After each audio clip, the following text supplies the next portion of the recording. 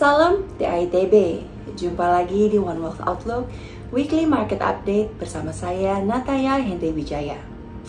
Bulan Juli lalu, Amerika Serikat telah memasuki technical resesi yang ditandai dengan dua kontraksi berturut-turut pada pertumbuhan produk domestik bruto alias PDB, yaitu sebesar minus 1,6% di kuartal pertama dan minus 0,9% di kuartal kedua.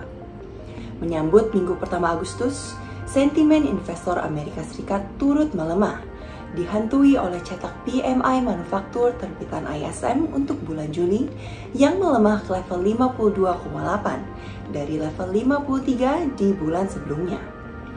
Seiring dengan bank sentral yang berkomitmen untuk melakukan apa yang diperlukan untuk menurunkan inflasi jangka panjang ke level 2%, hal tersebut turut berdampak pada cetak PMI manufaktur yang melemah, di mana kenaikan pada suku bunga menekan aktivitas bisnis dari segi pembiayaan dan juga pertumbuhan. Fokus pasar turut tertuju pada data upah non-pertanian hari Jumat lalu yang tercatat sebesar 528.000 di bulan Juli, lebih tinggi daripada penambahan 273.000 di bulan Juni. Tidak berhenti di situ, tingkat pengangguran Amerika Serikat turun 0,1 poin persentase dari bulan sebelumnya menuju 3,5 persentase, sementara rata-rata pendapatan per jam naik 0,5% dari bulan sebelumnya atau 5,2% secara tahunannya. Hal ini menandakan bertahannya akselerasi pada sektor tenaga kerja di Amerika Serikat. Namun, rilis data tersebut terlihat memicu kekhawatiran pada pasar, dikarenakan pada hari Kamis lalu, salah satu gubernur Fed, Loretta Mester, menyetujui sikap hawkish Fed yang diantisipasi akan bertahan hingga 2023. Pada bulan September mendatang, ekspektasi kenaikan suku bunga adalah sebesar 75 basis poin. Tidak hanya itu, di tengah kekhawatiran The Fed yang dinilai akan bersikap hawkish, kabar lain datang dari Nancy Pelosi.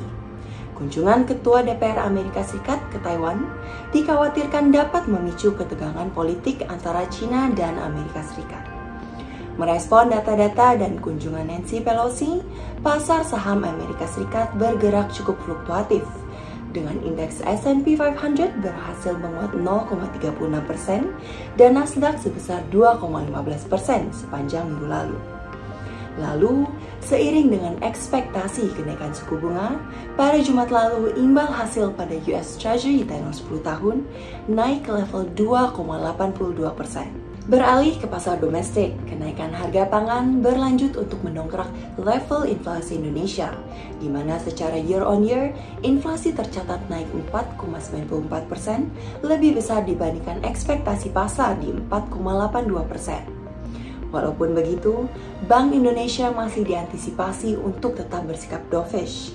Seiring dengan Peri Warjio selaku Gubernur BI menyatakan bahwa peningkatan inflasi inti ke level 2,86% secara year on year yang masih dianggap rendah.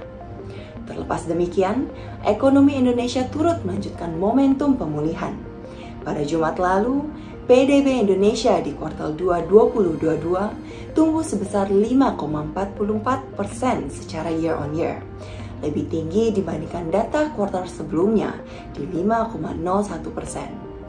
Pertumbuhan PDB pun ditopang oleh konsumsi domestik yang tumbuh 5,51% year on year dan juga ekspor yang tumbuh 19,74% year on year, yang secara signifikan diturut ditopang oleh permintaan komoditas global. Kinerja baik ini lantas tercerminkan pada IHSG yang menguat 1,92% pekan lalu. Obligasi Indonesia pun tercatat stabil, tercermin dari imbal hasil obligasi pemerintah tenor 10 tahun di kisaran 7,1%. Tidak hanya itu, rupiah berhasil bergerak stabil hingga ditutup di level 14.893 rupiah pada Jumat lalu.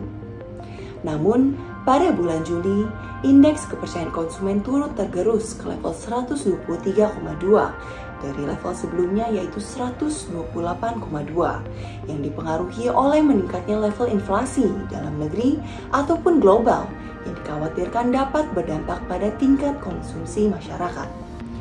Untuk mengantisipasi pergerakan pasar dalam jangka waktu ke depannya, faktor ini pun harus turut dicermati oleh investor. Sekian informasi dan analisa kali ini. Untuk mendapatkan update terkait pasar terkini, silahkan mengakses weekly market journal kami melalui link berikut. Dan jangan lupa untuk memfollow kami dengan cara mengklik tombol subscribe. Saya Nata Hendriwijaya, nantikan One Wealth Outlook berikutnya di minggu depan. Salam TAETB.